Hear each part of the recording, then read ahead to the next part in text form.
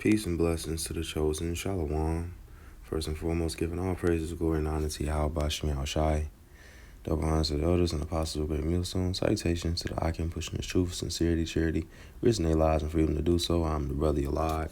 Responding to this video here. Well, the dude in the red is he going through it, He gets fired from his job. His car gets robbed from him. And then his woman commits adultery. So he's just at a point where he's just used to it. He's used to the wickedness. He's not showing any emotion to it. He's not giving it any energy, So let's get into the precepts that I have. It says 1 Peter 5:7, casting all your care upon him, for he cared for you. Right? 1 Peter 5:7. Your care should really be concerning with the greater things, and the greatest thing of all things is the Lord. All of these creations is not something you ought to care more for the Creator than the creation. That's just common sense, Well, common sense ain't that common. I'd rather say that's just a logical thing. I'd rather say that. That's better to say. Right? But he was being stoic, He wasn't letting his emotions get the best of him, doing things irrationally. He just let go. Okay, you taking this from me? Okay. You taking that? Fine. Okay, whatever. He's in the understanding of that. We don't own anything in this world. And I'm getting to that in a moment. This is Proverbs 16:32. It says, he that is slow to anger is better than the mighty, and he that ruleth his spirit than he that taketh the city. Because when you approach any situation calmly, you allow yourself to properly think things thoroughly. Even if you take your time with certain things, you give yourself the proper, energy, the proper attention to detail, and it's simpler, and it's makes you less able to miss things. So, he was in that stoic mindset. We get the word stoic, because I want it, since I mentioned the stoic. It says,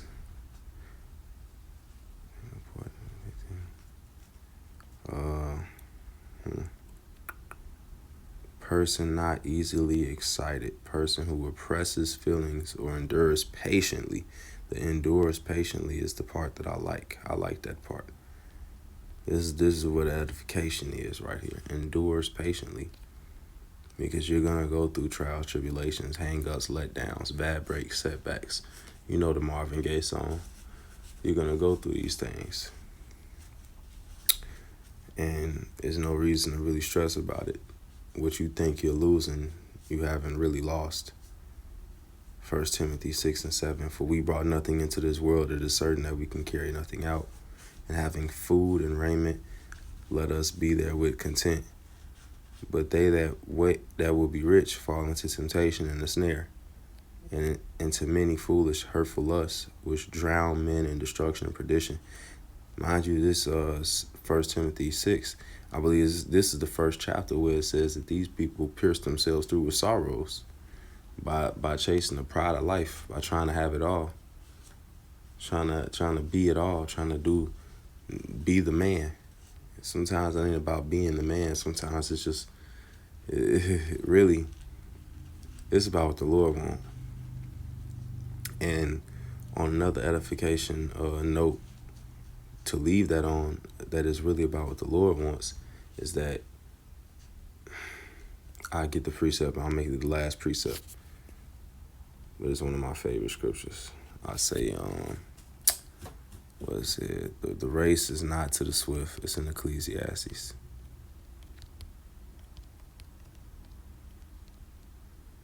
And then I get to why I'm including this in this epistle, in this video here. Ecclesiastes 9:11 says, I returned and saw under the sun that the race is not to the swift, nor the battle to the strong, neither yet bread to the wise, nor yet riches to men of understanding, nor yet favor to men of skill, but time and chance happen to them all. If time and chance happen to them all, it's showing you that the Lord is in control and always has been. Sometimes the logical thing is not, what they say, everything is not as what it seems. Even the scripture says that there's more things that you see than you understand. In other words, there's more than meets the eye. So there's never any reason to really stress over the loss of material things, stress over it, because the Lord could just replace it. The Lord said he feed the sparrows. You think he ain't gonna feed you? That's why I say be content with food and raiment. So, don't take stuff too deep. Don't take stuff to heart too bad. We are yet in this day in our captivity. You so-called blacks, Hispanics, and Native Americans, the true Israelites, we are yet in this day in our captivity. This place is our hell. It's our punishment. It's our sentencing. But the Lord is going to come and redeem us out of this place. He's going to come fix this stuff. The Lord is going to come change these things. He said the first going to be the last and the last be the first. So there's no reason to stress over any of these things. You can hear my voice sound calm right now. Be calm, be patient, just wait. The Lord coming back. Because the Lord will have mercy and choose Israel. And the world going to be at peace. But till then, it's going to be all of that hang-ups, letdowns, trials, and tribulations. Just hold on. Endure. Lord willing, this was edifying. I'm going to close it by saying all praises, glory, and honor to Yahweh Bashem Yahushai. Shalom.